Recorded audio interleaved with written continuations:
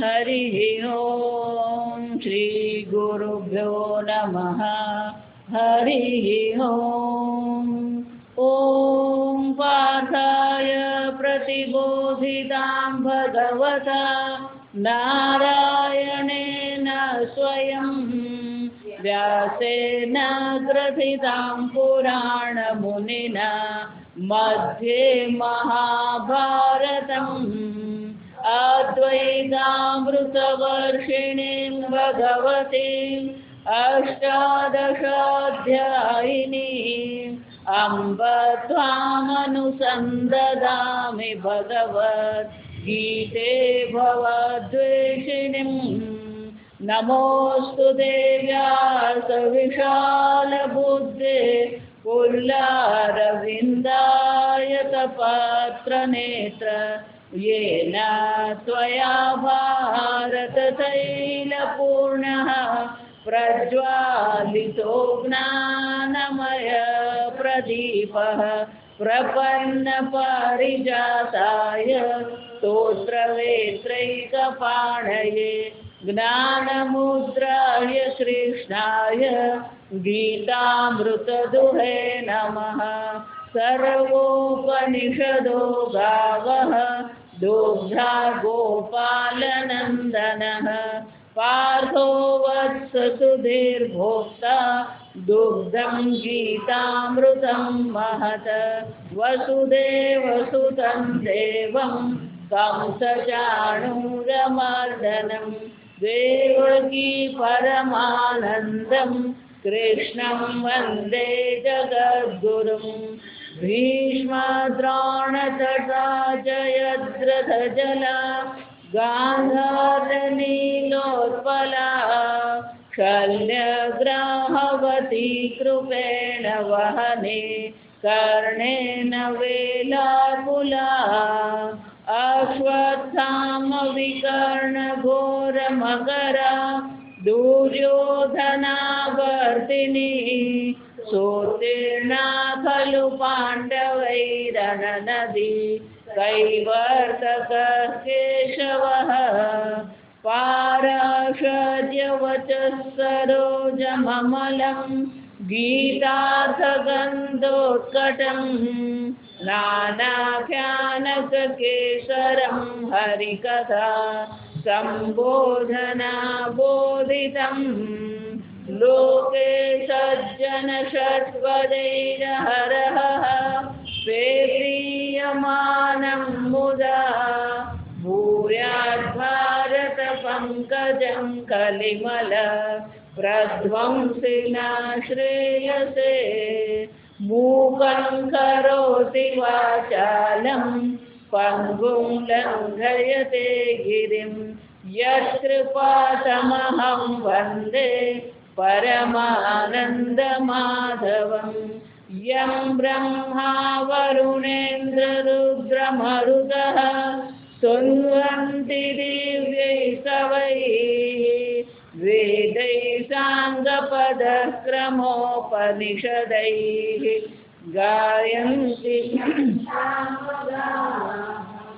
ध्यानावस्थिततद्गतेन मनसा पश्यन्ति यं योगिनः यस्यान्तं न विदुःसुरासुरगणाः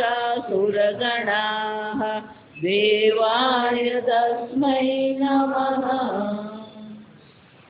ॐ सहना भवतु सहनौ भुनक्तु सह वीर्यं करवावहै तेजस्विनावधीतमस्तु मा विद्विषावहै। ओम शांति शांति शांति। अध्याय 8 श्लोक 28 चलो। वेदेषु यज्ञेषु तपस्सु चैव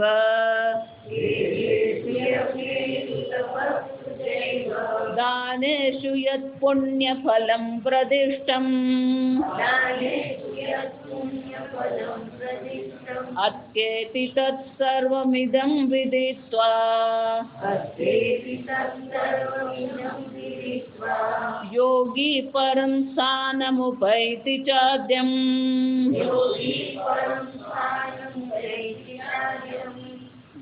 ઓમ તત્સત ઇતિ શ્રીમદ્ભગવદ્ગીતાસુ ઉપનિષત્સુ બ્રહ્મ વિદ્યાયામ યોગશાસ્ત્રે શ્રી કૃષ્ણાર્જુન સંવાદે અક્ષર બ્રહ્મ યોગો નામ અષ્ટમોऽધ્યાયः સર્વધર્માન પરિત્યજ્ય મામેકં શરણં વ્રજ અહં ત્વા સર્વપાપેભ્યઃ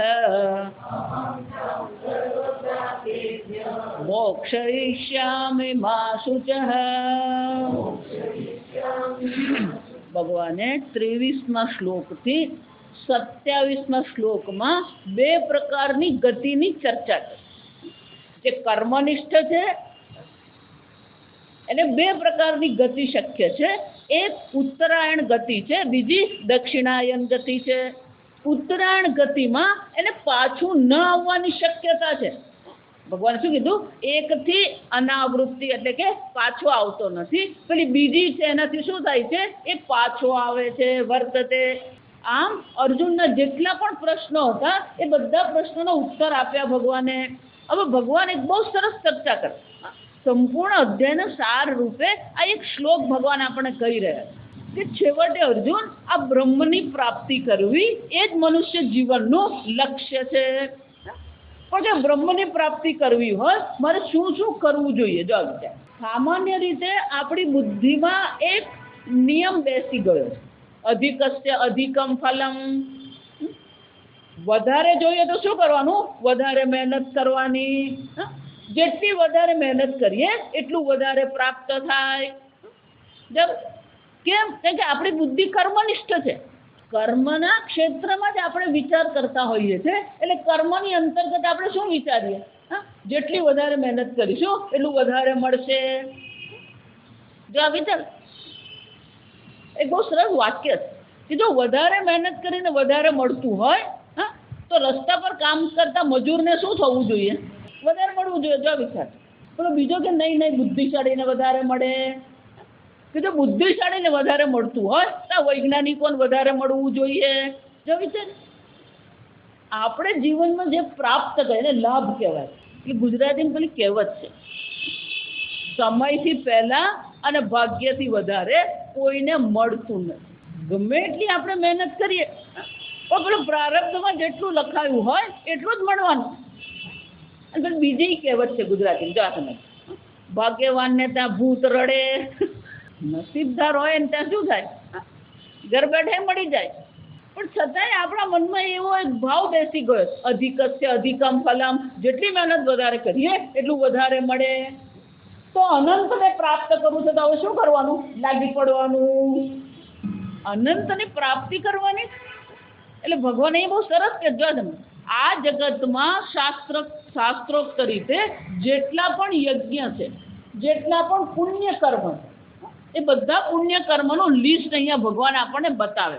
જો વિચાર, પહેલું શું કીધું? વેદેશુ, વેદોમાં. વેદેશુ એનો અર્થ શું થાય?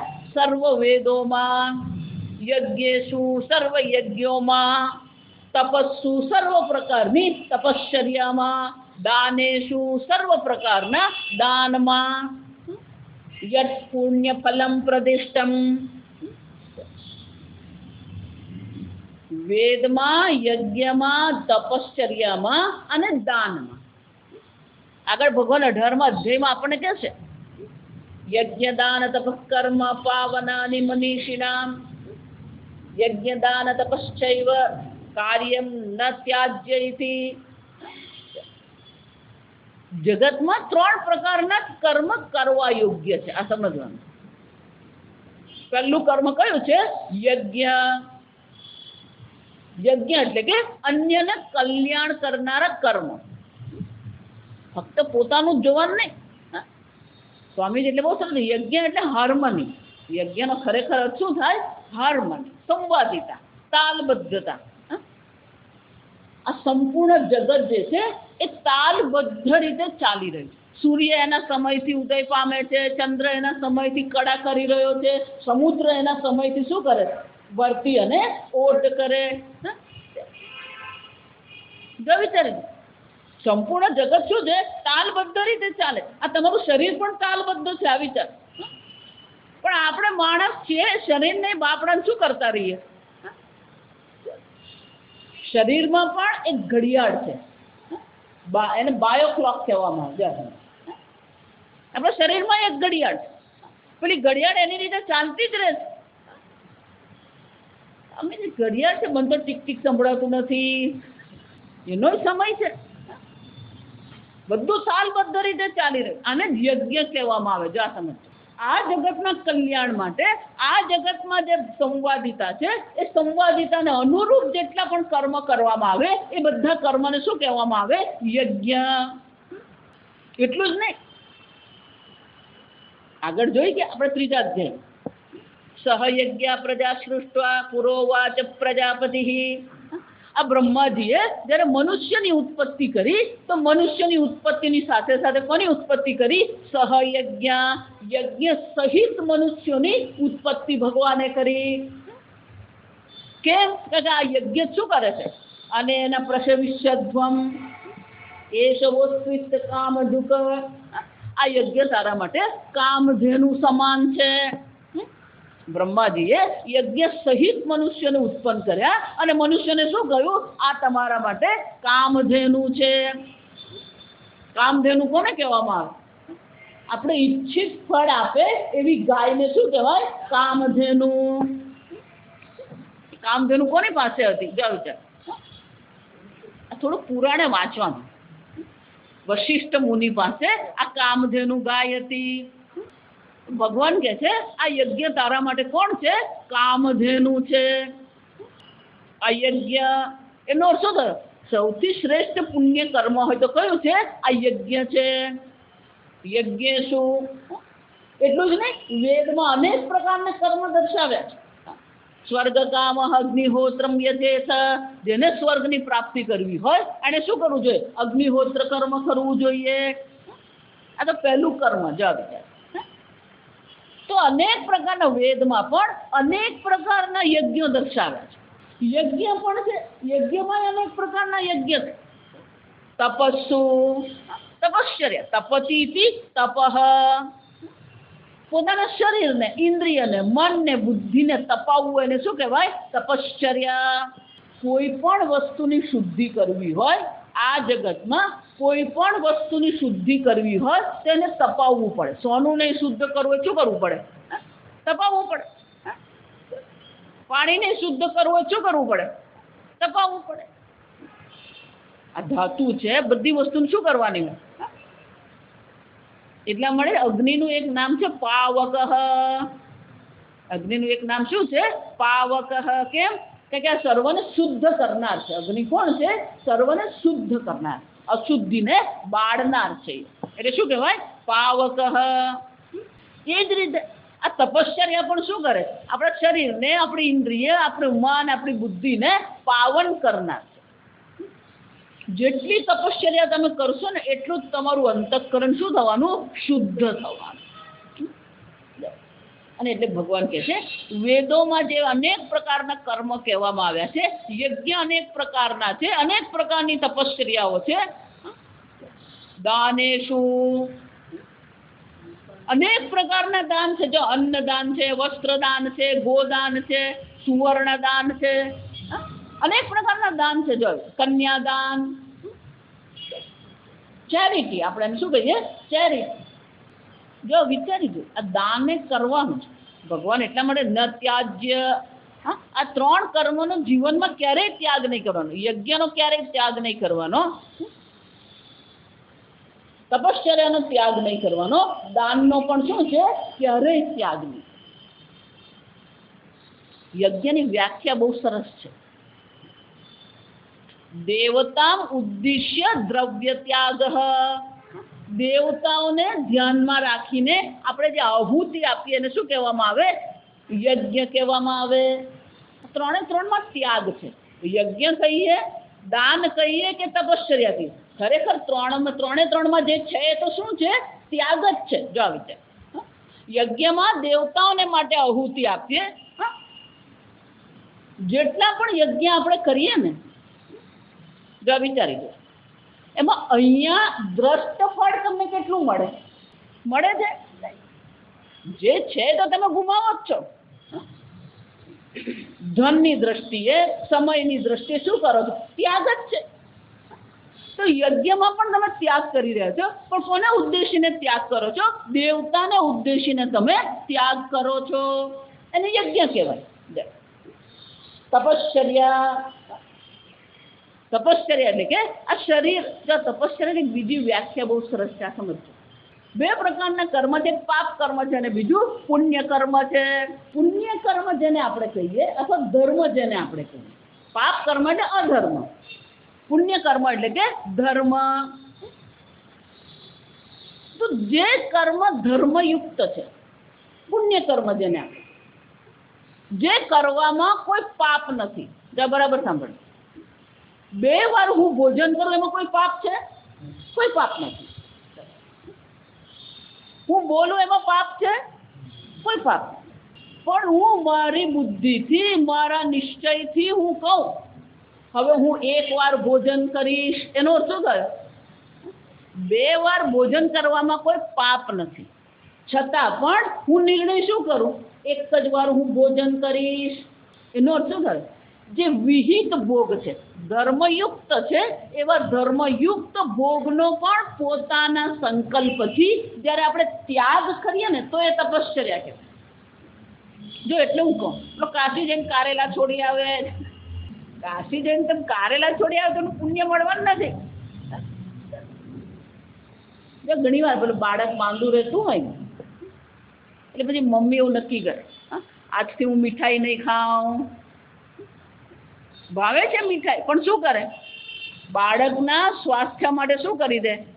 એ મીઠાઈનો ત્યાગ કરે.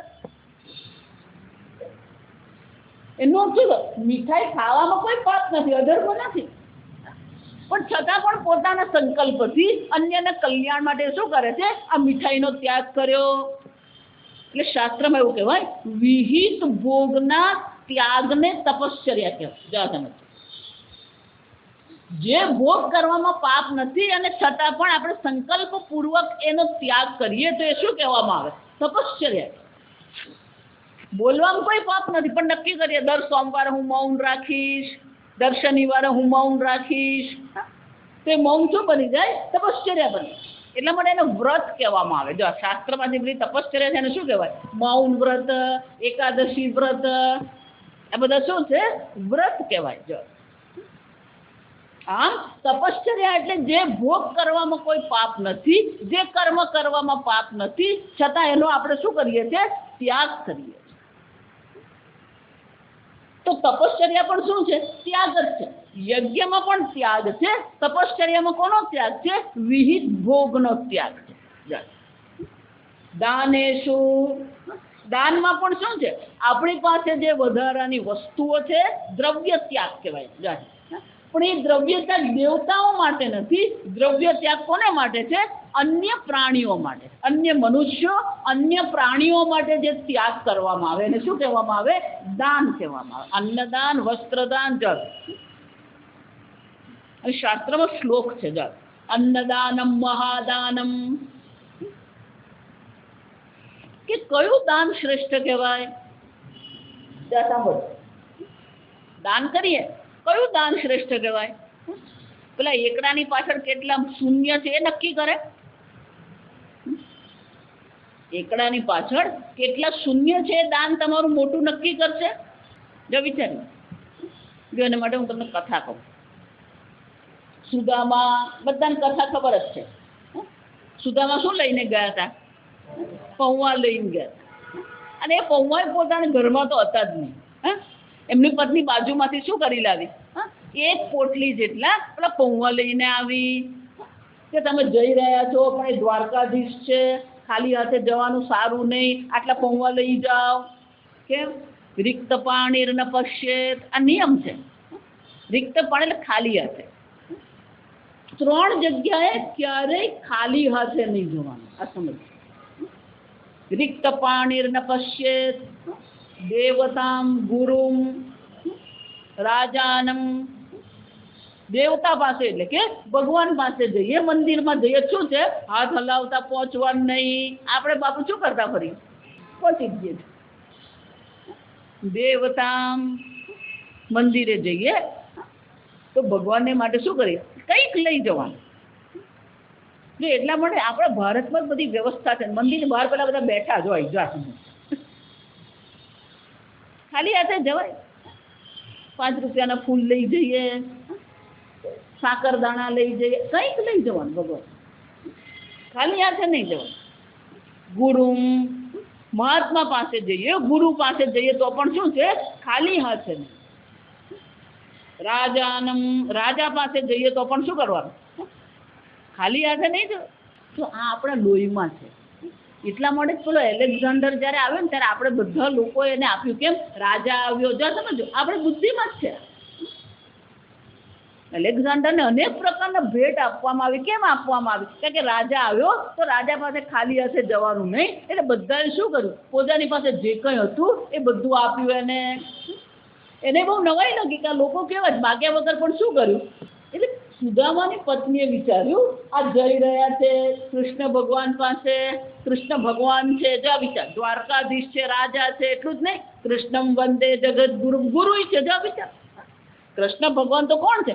ભગવાન દેવતા પણ છે, ગુરુ પણ છે અને રાજા પણ છે. તો કે સુદામા ખાલી હાથે જાય યોગ્ય કહેવાય નહીં. એટલે પડોશમાંથી શું લઈ આવી? એક મુઠ્ઠી પૌવા લઈ આવી. સુદામા ગયા એટલે એમને શરમ આવી. કેમ? પછી સુવર્ણ દ્વારકા જ્યારે જોઈ ને એટલે એમને એમ થયું હવે આ પોટલી પૌવા શું ભગવાનને હું આપું? એટલે છુપાવી રાખ્યું. ભગવાનને ખબર કે કંઈક તો લઈને આવ્યા જશે સુદામા, ખાલી હાથે સુદામા આવે નહીં. જો આ વિચાર, એમને ખબર હતી. એટલે કે સુદામા તું મારે માટે શું લાવ્યો? તો કે ના કંઈ નહીં ભગવાન, રવા દંત. ના ના ના, પણ શું લાવ્યો? જા પહેલું તો જો આ સુદામાએ પોતાનો ધર્મ બજાવ્યો, આ સમજજો. પણ ભગવાને પોતાનો ધર્મ બજાવ્યો. જ્યારે તેને કહેવામાં આવ્યું કે બહાર કોઈ સુદામા નામનો વ્યક્તિ આવ્યો છે, ભગવાન દોડી ગયા. જો વિચાર, દોડીને એને રાજમહેલમાં લઈ આવ્યા. પણ સુદામા બ્રાહ્મણ છે તો ભગવાને એને શું કર્યું? પાદ પ્રક્ષાલન કર્યું. કેમ? રાજાનો ધર્મ છે બ્રાહ્મણને શું કરવાનું હોય? પાદ પ્રક્ષાલન. સુદામાને પાદ પ્રક્ષાલન કર્યું, સ્નાન કરાવ્યું, પોતાના વસ્ત્ર પહેરાવ્યા. સુદામાને બહુ સંકોચ થતો તો કે ના સુદામા તું બ્રાહ્મણ છે, હું તો કોણ છું? હું તો યાદવ છું. દ્વારકાધીશ છે પણ તોય સુદામાને શું કર્યું? અમે સ્નાન પોતાના હાથે કરાય. અને રૂકમિણીએ કીધું, રૂકમિણી અમારો બહુ પ્રિય મિત્ર છે, બ્રાહ્મણ છે, તું તારા હાથે રસોઈ બનાવીને લઈ આવ. જો ભાવના જુઓ તમે. આપણે તો આજે કોઈ અચાનક જ જો બારણા પર આવીને ઊભું રહી જાય ને એટલે આપણા મોઢા પરથી જ ખબર પડી જાય કે દાખલ થવું કે નહીં થવું. જા સમજ, અતિથિ છે. સુદામા કોણ છે? અતિથિ છે, બ્રાહ્મણ છે, મિત્ર છે. ભગવાનને ખબર કે પેલી ક્યાંક તો હશે જ પેલી પોટલી. એટલે ભગવાન કીધું ના તારી પાસે છે જ, મને આ. એટલે ભગવાને પેલી જૂટવી લીધી અને પેલા પૌવા જોયા. ભગવાન પૌવા ખાવા માંડ્યા. એટલામાં રૂકમિણી શું કર્યું? પેલો થાળ લઈને આવી. પેલો પૌવા ભગવાન ખાતા હતા. જો સાંભળ, જ્યાં ભગવાને 3 કોડિયા પૌવાના મોઢા મૂક્યા, રૂકમિણી કે હું તમારી અર્ધાંગીની છું, તમને આ પૌવા મળ્યા, તમારી અર્ધાંગીની છું, અડધું તમારે મને આપવું પડે. એટલે ભગવાન છૂટકો હતો ને એટલે ભગવાન શું કર્યું? પત્ની દેવો ભવ. પણ આની પાછળનું રહસ્ય શું છે? અર્ધાંગીની રહસ્ય નથી. જો આ સમજ, પૌવા સુદામા લઈને ગયા હતા, તો સુદામાની સંપત્તિ કેટલી હતી? આ પૌવા જ એમની સંપત્તિ હતી. જો સમજજો, જો બધા પૌવા ભગવાન ગ્રહણ કરે તો ભગવાને શું કરવું પડે? રૂક્મિણી સહિત બધી સંપત્તિ કોને આપવી પડે? સુદામાને આપવી પડે. જો સમજજો, એટલું હંમેશા કહું, દાન છે ને એ ટકાવારીથી ચાલે. એકની પાછળ કેટલા શૂન્ય છે એ નહીં, તમારી સંપત્તિમાંથી કેટલા ટકા સંપત્તિ તમે આપો છો. આ વિચાર. સુદામાએ તો જેટલું હતું બધું જ આપી દીધું. જો વિચાર, જો સુદામાએ બધું આપી દીધું અને બધું જો ભગવાન ગ્રહણ કરીને, જ્યાં રૂક્મિણીએ વિચાર કર્યો, જો ભગવાન બધું ગ્રહણ કરશે તો મારે કોની પાસે જવું પડશે? અને સુદામા જયારે પાછા ગયા ત્યારે એમણે શું જોયું? જો વિચાર, ભલે 3 જ ફળ એ પૌવા ભગવાને લીધા છે, પણ એનું ફળ એમને જે મળ્યું. આમ દાન તમારી સંપત્તિની કેટલા ટકા તમે કરો છો? શાસ્ત્રમાં તો લખ્યું જ છે કે જે પણ તમારી આવક હોય એના 10% તમારે શું કરવાના હોય? 10% તમારે દાનમાં આપી જ દેવાના. સમાજ માટે આપો, ભગવાન માટે આપો, ગુરુ માટે આપો, પણ શું કરો? એ 10%નું દાન કરો, તો જ તમારું ધન જે છે એ પવિત્ર થાય. જો સમજ. અને એમાં કળિયુગમાં તો આપણું ધન જે છે ને, કોઈ કહી શકે જ નહીં કે મારું ધન પવિત્ર છે. એટલે જ પેલું શ્લોક છે, કલુષ ચિત્તાનામ. આપણે કળિયુગમાં મન કેવું છે? કલુષ ચિત્તાનામ, વિધિ ક્રિયા વિહીનાનામ. કોઈ પ્રકારની વિધિ ક્રિયા, રોજ જે આપણે પૂજા પાઠ કરવાના, જપ તપ કરવાના, સંધ્યા વંદના કરવાની, કેટલા કરવા વાળા છે? અધર્મ દ્રવ્ય ઉપજીવિનામ. આપણું દ્રવ્ય પણ કેવું છે? કોઈ પણ વ્યક્તિ ગમે એટલું કહે ને કે હું ધર્મયુક્ત કરું છું, શક્ય જ નથી આ કળિયુગમાં. ક્યાંક ને ક્યાંક શું થાય? આગળ પાછળ થવાનું જ છે. ના માતાજી, હું તો બેંકમાં કામ કરું, બરાબર ટાઈમ પર પહોંચી જ જાઉં. પહોંચી જાય, પણ તું કેટલું કામ કરે ને એ ખબર છે. જા તમે આટલું વિચારી જુઓ તમે કે કોમ્પ્યુટર આવી ગયા, બધા કોમ્પ્યુટર એકબીજા સાથે જોડાઈ ગયા, ને તોય પેલો ચેક 5 દિવસે પાસ થાય. જો હમણાં જ પેલો એક પેલા ચેક મેં આપ્યો તો પેલા ફોન કર્યો, એટલે મેં પેલો ચેક, માતાજી હજી 5 દિવસ. તું કરે શું? તું કોમ્પ્યુટર જો આવી ગયું હોય, કોમ્પ્યુટર તમારે ચેક પાસ કરવાના, તમે 5 દિવસ થાય. જો વિચાર, સમજ. કોઈ પોતાનું કર્મ કરવા તૈયાર જ નથી. અને એમાં ગવર્મેન્ટ સરકારી નોકર જુઓ ને તમે, હોતા હે ચલતા હે. શિક્ષકો નહીં, તમે જુઓ. જો હમણાં જોક્સ આવ્યા, બહુ સરસ જોક્સ આવ્યો. પણ એક ભાઈ પેલા બાળકને સ્કૂલમાં એડમિશનમાં લઈ ગયા. એ પણ બાળકની પરીક્ષા કરીને બધું કર્યું. એટલે પછી પિતાજીએ પૂછ્યું શું શું આપવાનું? શું કે આટલા રૂપિયા યુનિફોર્મના, ને આટલા રૂપિયા પુસ્તકના, ને આટલા રૂપિયા શૂઝના, આટલા સ્પોર્ટ્સના. તો કે હવે આટલી એક્ટિવિટી કરાવીએ છીએ, તો કઈ કઈ એક્ટિવિટી? કે આ એક્ટિવિટી કરાવી, આ એક્ટિવિટી. એટલે પેલો વિચારો ગુસ્સો આવે કે આ બધી તમે પ્રવૃત્તિની વાત કરી, પણ કે ભણાવવાનું તે કીધું ટ્યુશનમાં. તો તારી સ્કૂલ કાઢવા માટે જો આ બધું કોણ નિષ્ઠાથી ભણાવે? પાપ દ્રવ્ય ઉપજીવિનામ. અને એટલા માટે શું કહેવાય? આ દ્રવ્ય કેવું છે? પાપ દ્રવ્ય ઉપજીવિનામ. આ પાપ દ્રવ્ય પર જ જીવી રહ્યા છે. પણ એ દ્રવ્યને શુદ્ધ કરવું તો શું કરવાનું? 10% દાન કરી દે. જે તમારી આવક છે એની 10% તમે દાન કરી દો. જ્યાં બલિ નહીં એવું જ થયું. જો સમજો, બલિ સાથે પણ થયું. એને શું થયું? એટલે જ બલિદાન કહેવાય. જો આ વિચાર, ભગવાને 3 ડગલા માંગ્યું અને આપી દીધું. તો પહેલા ડગલામાં જ ભગવાને સ્વર્ગ પકડી લીધું. બીજું ડગલું બાકી રહ્યું. 2 ડગલામાં પતી ગયું બધું. 1 ડગલામાં પૂરતું થયું. બીજું ડગલું ક્યાં ગયું? સ્વર્ગમાં ગયું. ભગવાન કે ત્રીજું ક્યાં મૂકવું? આમાં બે સંદેશા. આ બલિદાન જે આપણે એમ કહીએ, બલિએ જે દાન કર્યું એમાં બે વસ્તુ છે.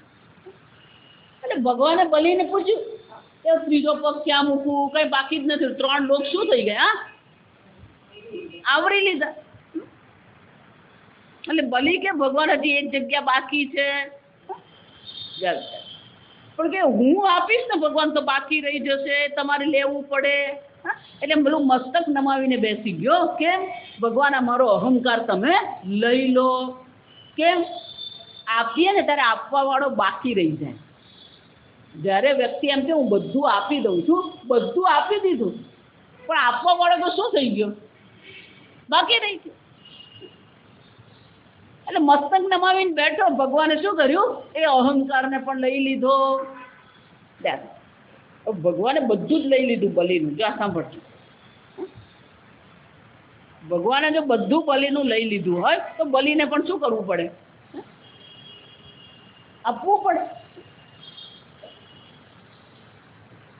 ભગવાન કે છે બલિ હું તારે ત્યાં દ્વારપાળ જા, વિચારી જજો. જેણે બધું સમર્પિત કર્યું એને ત્યાં ભગવાન કોણ બનીને ગયા? દ્વારપાળ બની.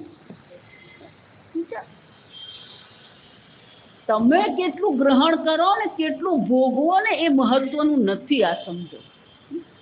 તમે કેટલો ત્યાગ કરો ને એ મહત્વનું. દાનમ, કેટલો ત્યાગ કર્યો દ્રવ્ય આ સમાજ માટે, બાળકો માટે, વૃદ્ધો માટે, કેટલો ત્યાગ કરીએ છીએ.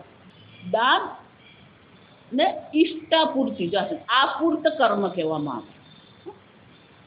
દાન 3 પ્રકારે છે. વાપી, કૂપ, તળાગાદી.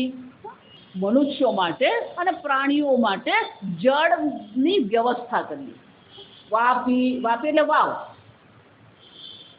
કૂપ એટલે કૂવો. તળાગ એટલે તળાવ. વાવ ખોદાવીએ, કૂવો ખોદાવીએ, તળાવ ખોદાવીએ, એટલે કે જળની વ્યવસ્થા કરીએ. આપણે પરબ બનાવીએ. જો આ પશુ પક્ષી, જો આ ગરમી પડી રહી છે ને, મહેરબાની કરીને પશુ પક્ષીઓ માટે શું કરો? તમારે ઘરમાં બાલ્કનીમાં મહેરબાની કરીને કુંડા મૂકો, એમાં પાણી મૂકો. આપણને ઘરમાં 4 દિવાલમાં બેસીને જો આટલું પાણી પીવું પડતું હોય તો બહાર પશુ પક્ષીઓની શું હાલત હશે વિચારો. એને પાણી પીવાનું જો મૂકી જોજો. આ બજારમાં મળતા જ હોય છે કુંડા. એ પાણી તમે મૂકો ને, પેલી ચકલી આવીને જે અંદર સ્નાન કરે ને, જોવા જેવું હોય. એટલી ખુશ હોય. દાન છે. જો એ લોકોને પીવાની આપણે શું કરીએ? વ્યવસ્થા કરીએ. વાપી, કૂપ, તળાગાદી. દેવતાયતનાની ચ, દેવાલય. કોઈ દેવાલય બનાવીએ અથવા દેવાલય બનતો એમાં શું કરીએ? આપણે દાન કરીએ. દેવતાયતનાની ચ આરામશ્ચ. આરામશ્ચ એટલે ધર્મશાળા. અન્નપ્રદશ્ચ, અન્નક્ષેત્ર. 4 પ્રકારથી છે. જો અન્નક્ષેત્ર કરીએ, ધર્મશાળા બનાવીએ, દેવાલય બનાવીએ અને પાણીની વ્યવસ્થા કરીએ.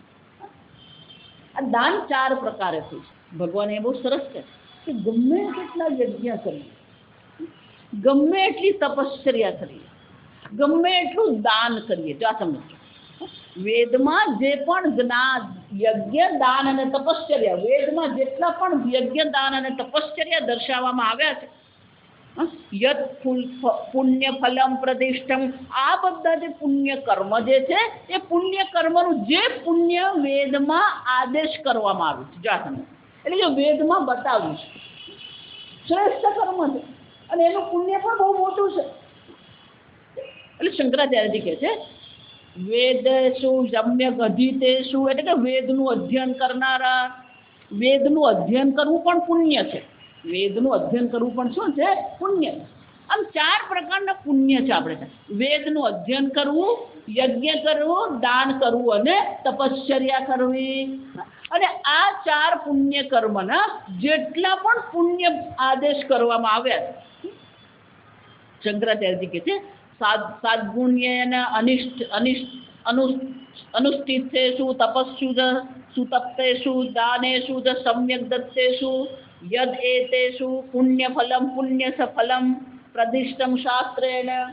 શાસ્ત્ર દ્વારા આ 4 જે પુણ્ય કર્મ છે એના જેટલા પણ પુણ્ય દર્શાવ્યા છે અત્યેતિ સર્વમિદમ વિદિત્વા યોગી, જેને આ બ્રહ્મ જ્ઞાન થઈ ગયું છે આ બધા પુણ્યને પણ એ શું કરી જાય છે? પાર કરી જાય. જા વિચાર, એનો અર્થ શું થયો? સૌથી શ્રેષ્ઠ પુણ્ય તો કયું છે? આ બ્રહ્મ જ્ઞાન છે. જો વિચાર, આટલા મોટા પુણ્ય કર્મ જે છે એ પુણ્ય કર્મ પણ જે છે એને પણ કોણ પાર કરી જાય છે? અત્યેથી કયો? યોગી વિદિત્વા.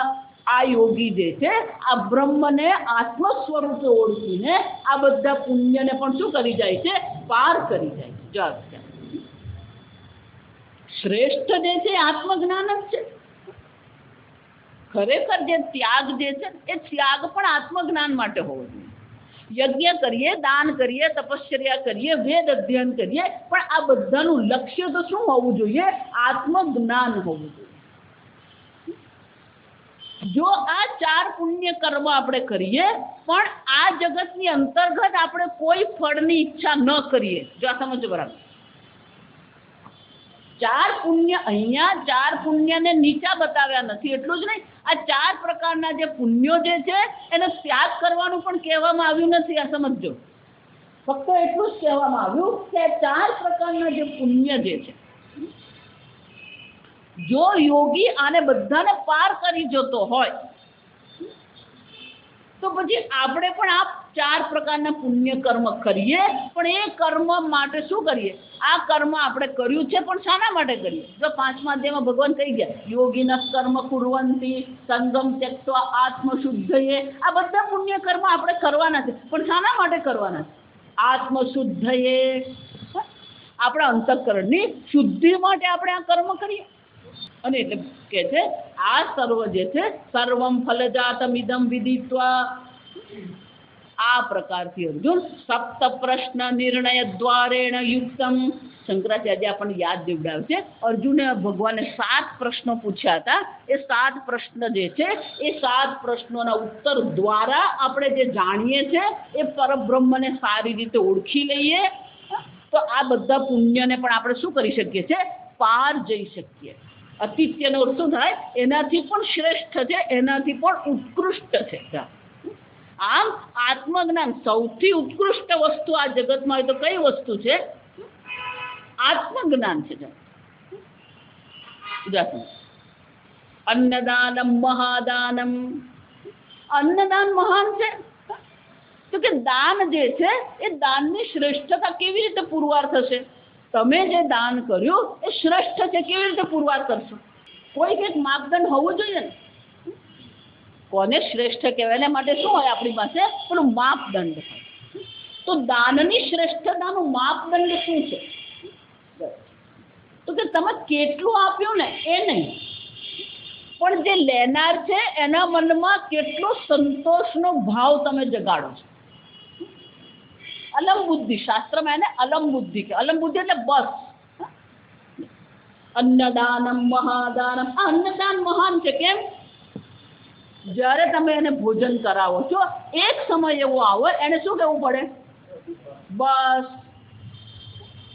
ના ના તને ભાવે ને બટા, 2 ખાઈ લે. ના ભાઈ ના, હવે એક બટાકો વડે મારા મોઢામાં નહીં જાય. એનો શું થયો? અન્નથી આપણને સંતોષ મળે.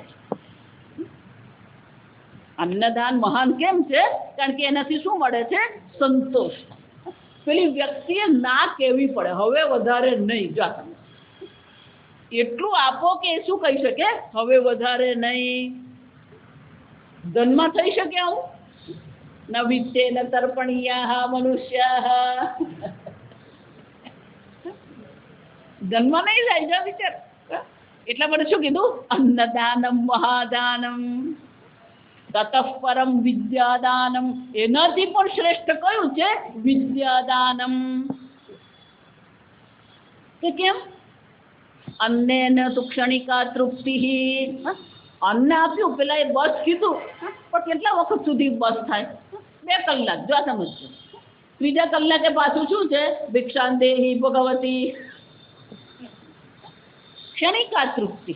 અન્નથી જે તૃપ્તિ તો મળી, પણ એ તૃપ્તિ કેવી છે? ક્ષણિકા તૃપ્તિ. પણ વિદ્યા કેવી છે? વિદ્યા તુ નિત્યા તૃપ્તિ, અને વિદ્યાથી જે તૃપ્તિ પ્રાપ્ત થાય કેવી છે? નિત્યા તૃપ્તિ. જો હમણાં જ આ પુસ્તક દિન ગયો, આ પણ બધું હરખું જ લાગે છે. કોઈને પણ આપવું હોય ને તો પુસ્તક દાનમાં આપો. ભેટમાં આપવું હોય તો શું કરવાનું? તમે જે બધી વસ્તુ આપો ને એ 2 દિવસ ચાલે, પછી શું કરી દે? ફેંકી જ દેતા. પણ પુસ્તક જો એટલે કહેવાય પુસ્તક સૌથી શ્રેષ્ઠ મિત્ર છે. કેમ? પેલી વિદ્યા છે. ચીનમાં એક કહેવત છે, ત્યાં એ લોકો માછલી ખાય, એટલે પેલા માછલીને આધારે કહેવત બનાય. પછી આપણે એને માછલીને પકડવાની પણ એક કહેવત પકડવાની. ચીનમાં એવી કહેવત છે કે કોઈને તમે એક માછલી આપો તો તમે એને એક વાર માટે એને શું કર્યું? ભોજન આપ્યું. પણ તમે ને માછલી પકડતા શીખવી દો તો એને ક્યારેય માગવું નહીં પડે. જા વિચાર, માછલી તમે એને આપશો તો શું થાય? એક વખત. પણ એને માછલી પકડતા તો શીખવી દીધું તો જીવનભર એને કોઈની પાસે શું છે? માંગવું પડે. એ આપણે માછલી અહીંયા પકડવાની નહીં. માછલી પકડતા શીખવવું એટલે એને જ્ઞાન આપો. ધન ઉપાર્જન કેમ કરવું એને શીખવો. આ કોઈને વસ્તુ આપે એના કરતા એને શીખવીએ, એને માછલી પકડવાનું જ્ઞાન આપવું જાતું. ત્યાં મહત્વ કોનું છે? પેલી વિદ્યાનું મહત્વ છે. વિદ્યાદાનમ શ્રેષ્ઠ છે. જો એટલે જ આ ઉપનિષદ ભણીએ છીએ એ પણ શું છે? જ્ઞાન યજ્ઞ. જ્ઞાન યજ્ઞ. તમારી પાસે જે જ્ઞાન છે એ જ્ઞાન તમે શું કરો? બીજા સાથે વહેંચો. વિદ્યાદાન. અને વિદ્યાદાન કેવું છે? નિત્ય તૃપ્તિ. જો કોઈ પણ જ્ઞાન હોય ને એમાં આનંદ હોય. હું હંમેશા એટલે બધાને રોજ કંઈક નવું જાણો. તમને તો જીવનમાં કંટાળો આવતો હોય ને તો 2 વસ્તુ જીવનમાં કરો. રોજ કંઈક નવું જાણવાનો પ્રયત્ન કરો, રોજ કંઈક નવું કરવાનો પ્રયત્ન કરો. ક્રિએટિવિટી, અને અંગ્રેજીમાં શું કહેવાય? ક્રિએટિવિટી. નવું જાણીએ, કંઈક નવું શીખીએ, કંઈક નવું બનાવીએ, તો પછી ક્યારેય તમારું દુઃખી થવાનું નહીં રહેજો.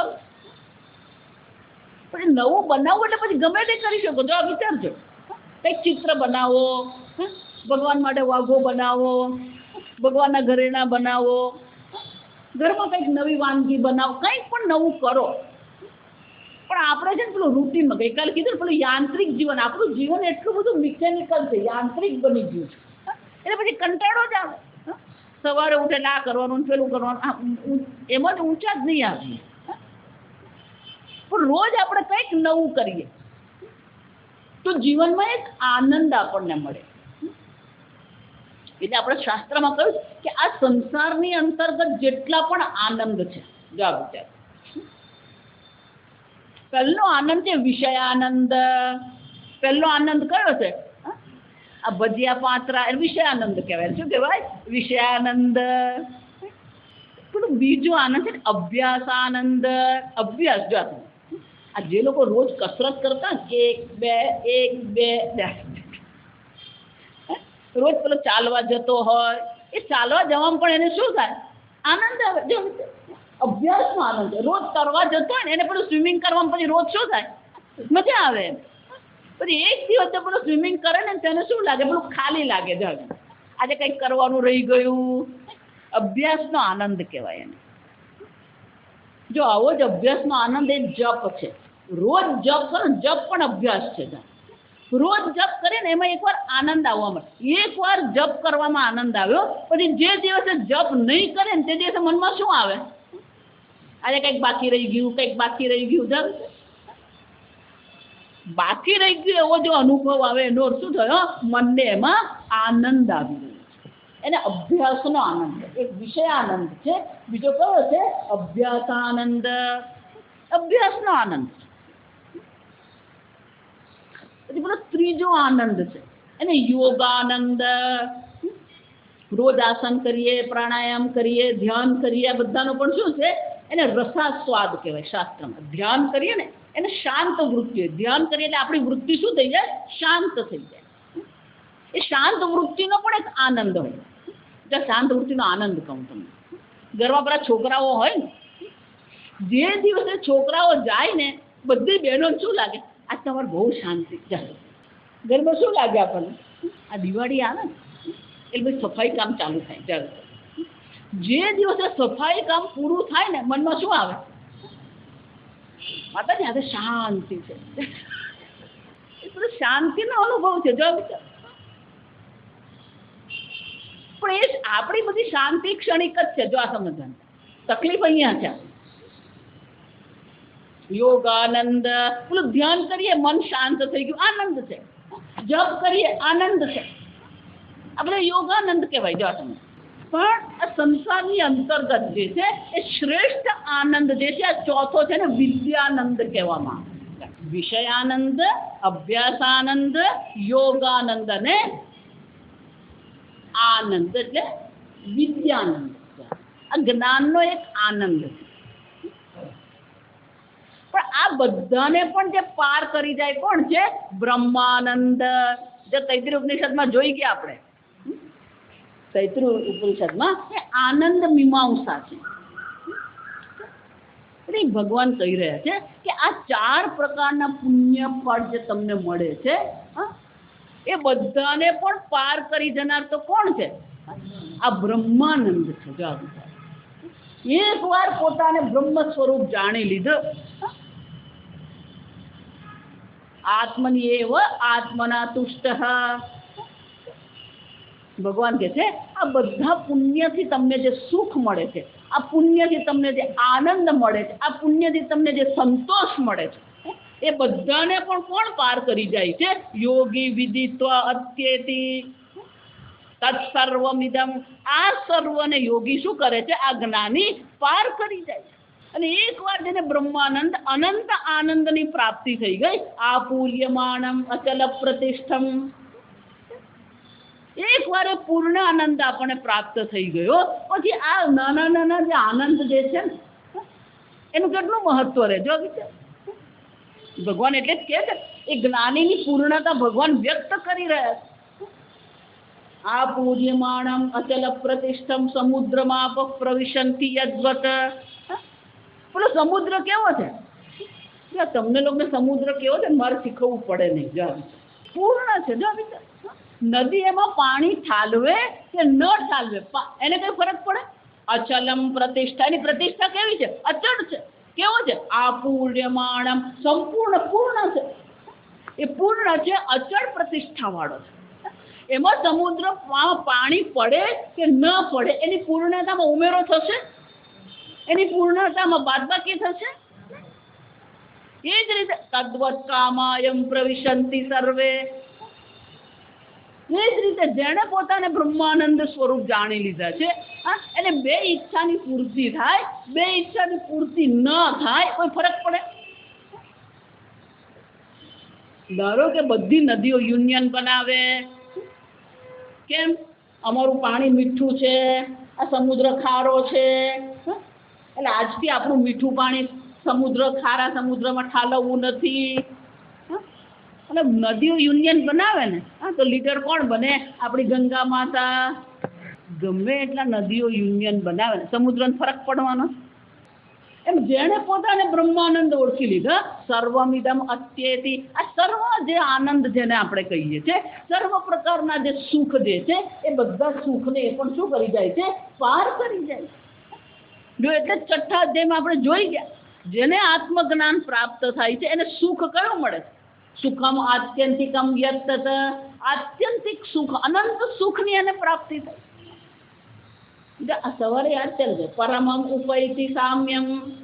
એ પરમ એટલે ઉત્કૃષ્ટ આનંદની એને પ્રાપ્તિ થઈ જાય છે. અને એકવાર જેને ઉત્કૃષ્ટ આનંદની પ્રાપ્તિ થઈ ગઈ, યોગી પરમ સ્થાનમ ઉપૈતિ. જો ત્યાં કીધું સવારે પરમમ સામ્યમ ઉપૈતિ, અહીંયા શું કહે છે, પરમમ સ્થાનમ ઉપૈતિ. અને એ પરમ સ્થાનની એ આત્માની પ્રાપ્તિ એને થઈ જાય છે. અને એ કેવું છે, પછી છે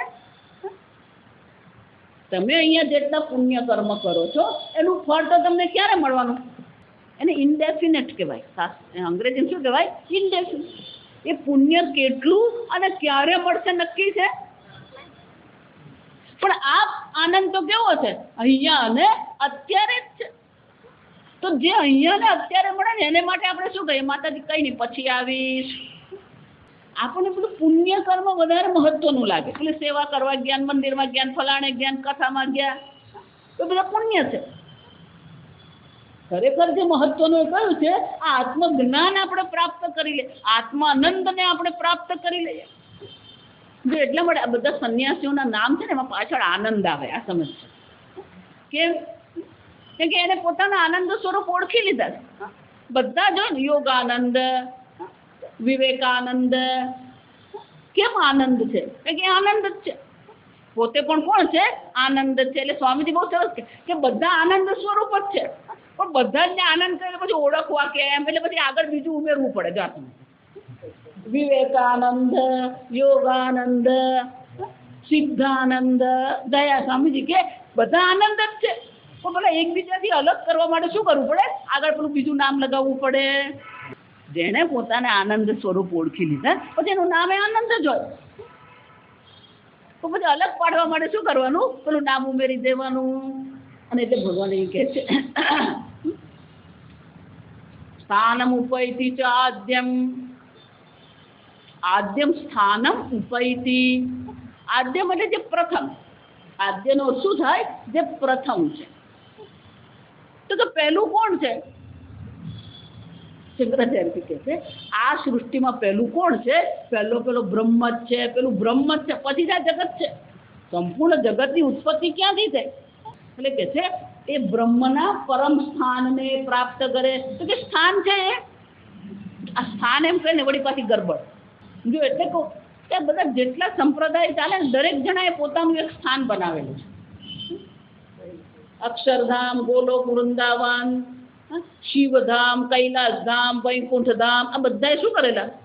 બધાએ પોતાને એક સ્થાન બનાવેલું. અને દરેક જણ શું કે ના અમારું સ્થાન સૌથી ઉપર. કોણ જોવા ગયું? ભગવાન કહે છે શ્રેષ્ઠ સ્થાન તો કોણ છે? સ્થાન એટલે જ્યાં આપણે સ્થિતિ કરી શકીએ, જ્યાં આપણે સ્થિર રહી શકીએ ને એને સ્થાન કહેવાય. જ્યાં આપણે સ્થિર રહી શકીએ એને સ્થાન કહેવાય. સ્વર્ગમાં જશો ને તો સ્થિર છે.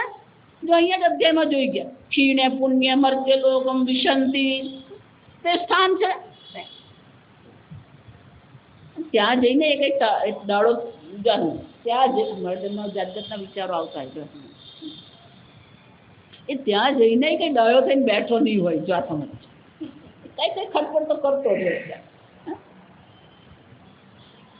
સ્થિરતા છે ત્યાં. આત્મા જ એક જો નિત્ય સર્વગત સ્થાણું અચલમ. જો ભગવાન કેટલા શબ્દો વાપરે, સ્થાણું, અચલમ, નિત્યમ. એક આત્મા જ છે. નિત્ય સર્વગત સ્થાણું અચલમ સનાતન. અને એટલે કે છે કે આ પ્રથમ જે સ્થાન છે, પ્રથમ સ્થાન એટલે કે સંપૂર્ણ જગતનું જે કારણ છે એ બ્રહ્મ જે છે એ બ્રહ્મમાં જ એની સ્થિતિ થઈ જાય. પરમમ સ્થાન ઉપૈતિ એટલે એ પરબ્રહ્મમાં જ એની શું થઈ જાય છે? સ્થિતિ થઈ જાય છે. જો આ વાક્ય ગરબડવાળું જ છે. પરમ બ્રહ્મમાં સ્થિતિ થઈ ગઈ. કોની થઈ? બ્રહ્મ લટકા કરે બ્રહ્મ પાસે. જેમાં સ્થિતિ થઈ એ બ્રહ્મ છે, અને જેની સ્થિતિ થઈ એ પણ કોણ છે? બ્રહ્મ. એનો અર્થ શું થાય? આત્મની એવ આત્મના તુષ્ટ. ભગવાન કહે છે ભલે ગમે એટલા પુણ્ય કર્મ તમે કરો અને ગમે એટલા શ્રેષ્ઠ પુણ્ય કર્મ હોય, પણ આ આત્મજ્ઞાન જે છે એ કેવું છે? આ બધાને પણ પાર કરી જનાર છે. જો એટલે જ નરસિંહ મહેતા કહી ગયા, જ્યાં લગી આત્મતત્વ ચીન્યો નહીં ત્યાં લગી સર્વ સાધના જૂઠી જાતી. કેમ કે ખરેખર પુણ્યનું ફળ કયું હોવું જોઈએ? આ આત્મ જિજ્ઞાસા આપણામાં થવી જોઈએ. કોઈ પણ પુણ્ય કર્મ જે કરીએ એ પુણ્ય કર્મનું ફળ કયું હોવું જોઈએ? આ આત્મજ્ઞાન માટે આપણા મનમાં ઈચ્છા જાગવી. આત્મ જિજ્ઞાસા એ શ્રેષ્ઠ ફળ છે. જો એટલે જ ભગવાન કહી ગયા 7મા અધ્યાયમાં જોઈ ગયા, ચતુર્વિધા ભજંતીમાં 4 પ્રકારથી લોકો મારું ભજન કરે. આર્તો, અર્થાર્થી, જિજ્ઞાસુ. જિજ્ઞાસુ એ ભગવાનનો ભક્ત જ છે. અને જેને જિજ્ઞાસાનો અંત આવી ગયો એ જ્ઞાની પણ કોણ છે? ભગવાનનો ભક્ત છે. આમ ભગવાન કહે છે કે ગમે તેટલું તમે પુણ્ય કર્મ કરો પણ સર્વ પુણ્ય કર્મમાં શ્રેષ્ઠ પુણ્ય તો કયું છે? આ આત્મજ્ઞાન છે. અને એ યોગી જે છે એ આત્મજ્ઞાન આ પ્રકારથી અર્જુન પ્રાપ્ત કરી લે છે. આમ આ અક્ષર યોગ બ્રહ્મ યોગ છે. એટલે છેલ્લે કે છે ઇતિ શ્રીમદ ભગવદ્ ગીતા સુપનિષત્સુ. આ ભગવદ્ ગીતામાં પણ એ ભગવદ્ ગીતા કોણ છે? ઉપનિષદ. ઉપનિષદ જ છે. ઉપનિષદમાં જે ઉપદેશ કરવામાં આવ્યો છે એ જ ઉપદેશ ક્યાં કરવામાં આવ્યો છે? ભગવદ્ ગીતામાં. બ્રહ્મ વિદ્યાયામ યોગ શાસ્ત્રે. ભગવદ્ ગીતાનો મુખ્ય વિષય કયો છે? બ્રહ્મ વિદ્યા. જો એટલે લોકો જાત જાતની ગીતાનો અર્થ કરતા હોય. કોઈ કહે કે કર્મ છે, કોઈ કહે કે ભક્તિ છે, પણ ખરેખર મુખ્ય વિષય તો કયો છે?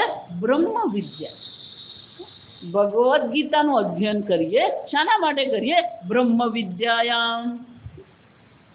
પણ બ્રહ્મ વિદ્યા પ્રાપ્ત કરવી હોય તો આપણું અંતઃકરણ તૈયાર હોવું જોઈએ. કોઈ પણ જ્ઞાન ત્યારે થાય જ્યારે અંતઃકરણ આપણું એને માટે શું હોય? તૈયાર હોય. તો અંતઃકરણને તૈયાર કરવા માટેનો જે ઉપાય છે એને શું કહેવાય? યોગ શાસ્ત્રે બ્રહ્મ વિદ્યાયામ યોગ શાસ્ત્રે. પણ કે આ બ્રહ્મ વિદ્યા કેવી છે? હું વાંચું તો થઈ જાય કે નહીં? શ્રી કૃષ્ણ અર્જુન સંવાદે. બ્રહ્મ વિદ્યા કોઈ પણ જ્ઞાન હોય શું કરવું પડે? શ્રવણ જ કરવું પડે. જો એટલા માટે સ્કૂલ ને કોલેજ છે. કોઈ પણ જ્ઞાન મેળવવું હોય શ્રવણ વગર જ્ઞાન નહીં થાય. જો વાંચીને જ જ્ઞાન થઈ જતું હોય તો પેલો વાંચીને ડોક્ટર બની જાય. જા સમજ. અને કોઈ વાંચીને ડોક્ટર બનેલો હોય એને કેટલા બતાવવા જાય? એ વિમો ઉતરાવેલો જ કહેવાય. જા શ્રી કૃષ્ણ અર્જુન સંવાદે. આ બ્રહ્મ વિદ્યા જે છે યોગ શાસ્ત્ર છે. કેવું છે? ભગવાન શ્રી કૃષ્ણ એટલે કે ગીતાચાર્ય અને શિષ્ય અર્જુનનો સંવાદ છે. 4 પ્રકારથી ચર્ચા હોય. ચર્ચા 4 પ્રકારથી. એને એક વાદ કહેવાય. વાદ એટલે કે બે સમાન જણા શું છે? ચર્ચા કરે છે સમજવા માટે. એને વાદ કહેવામાં આવે. વાદ એ જ રીતે અહીંયા શું કહે છે? સંવાદ, જલ્પ. પહેલું વાદ છે. બે સમાન લોકો શું કરી રહ્યા છે? કંઈક સમજવા માટે ચર્ચા કરે અને વાદ કહેવામાં. જલ્પ બીજી એક ચર્ચા છે એને શું કહેવાય? જલ્પ. જલ્પ એટલે કે હું કહું છું એ જ સાચું. મારા મોઢામાંથી નીકળ્યું એટલે એ શું છે? સાચું. એટલે હંમેશા પોતાને સાચા પુરવાર કરવાનો પ્રયત્ન કરે. એને જલ્પ કહેવાય. ત્રીજું છે વિતંડા. વિતંડા એટલે કે તું બોલ્યો ને એટલે ખોટું જ હોય. ત્યાં સમજ. પહેલું છે કેવું છે? મેં કીધું એટલે સાચું જ હોય. પેલું વિતંડા એટલે શું છે? આ તું કહે છે એટલે ખોટું જ હોય. એટલે હંમેશા સામેવાળાને ખોટા પુરવાર કરવાનો શું કરવામાં આવે? પ્રયત્ન કરવાનો. વિતંડા. ચોથું છે એને શું કહેવાય? સંવાદ. અને સંવાદ હંમેશા શું હોય? ગુરુ અને શિષ્ય વચ્ચે જે ચર્ચા હોય એને શું કહેવામાં આવે? સંવાદ. આમ ભગવદ્ ગીતા શું છે? ગુરુ અને શિષ્યનો સંવાદ છે. વાદ, જલ્પ, વિતંડા અને સંવાદ. ભગવદ્ ગીતા શું છે? વાદ પણ નથી, જલ્પ પણ નથી, વિતંડા પણ નથી, પણ શું છે? સંવાદ. શ્રી કૃષ્ણ અર્જુન સંવાદયોઃ અક્ષર બ્રહ્મ યોગો નામ. અહીંયા યોગનો અર્થ શું છે? આસન પ્રાણાયામ નથી. જો સમજો. અહીંયા યોગનો અર્થ શું થાય? ટોપિક, વિષય. આ જે 8મો અધ્યાય છે એનો વિષય શું છે? અક્ષર બ્રહ્મ. અહીંયા કોની ચર્ચા કરવામાં આવી? એ અક્ષર બ્રહ્મની ચર્ચા. ત્રીજો અધ્યાયને કર્મયોગ કહેવામાં આવે કારણ કે એનો વિષય શું છે? કર્મ. આગળ ચર્ચા કરીએ જ્ઞાન વિજ્ઞાન યોગ. 7મો અધ્યાય. કેમ? જ્ઞાન અને વિજ્ઞાન એ એના શું છે? વિષય છે. એમ અહીંયા વિષય કોણ છે? અક્ષર બ્રહ્મ યોગો નામ. અષ્ટમોધ્યાય આ 8મો અધ્યાય છે, જેનો વિષય શું છે? અક્ષર બ્રહ્મયોગ છે. અને એટલું જ નહીં, એ અક્ષર બ્રહ્મને જે પ્રાપ્ત કરી લે છે અને સર્વની પ્રાપ્તિ થઈ જાય છે, સર્વ પ્રકારના આનંદની પણ એને પ્રાપ્તિ થાય છે. આમ થયો આપણો આ 8મો અધ્યાય. આવતીકાલે સંપૂર્ણ 8મા અધ્યાયનો સાર આપણે જોઈશું. ઓમ સ્વસ્તિ પ્રજાભ્ય પરિપાલયન્તામ ન્યાયેન માર્ગેણ મહિં મહિષાઃ ગોબ્રાહ્મણેભ્ય શુભમસ્તુ નિત્યં લોકા સમસ્તા સુખિનો ભવન્તુ કાલે વર્ષતુ પર્જન્યઃ પૃથ્વી સસ્યશાલિની દેશોऽયં ક્ષોભરહિતઃ બ્રાહ્મણા સन्तુ નિર્ભયાઃ ઓમ સર્વેષાં સ્વસ્તિર્ભવતુ સર્વેષાં શાંતિર્ભવતુ સર્વેષાં પૂર્ણં ભવતુ સર્વેષાં મંગલં ભવતુ સર્વે ભવन्तુ સુખિનઃ સર્વે સन्तુ નિરામયાઃ સર્વે ભદ્રાણિ પશ્યन्तુ મા કશ્ચિદ દુઃખભાગ ભવેत् असतो मा सद्गमय तमसो मा ज्योतिर्गमय मृत्योर्मा अमृतंगमय ओम पूर्णमद पूर्णमिदं पूर्णात् पूर्णमुदच्यते पूर्णस्य पूर्णमादाय पूर्णमेवावशिष्यते ओम शांति शांति शांति हरि ओम श्री गुरुभ्यो नमः हरि ओम।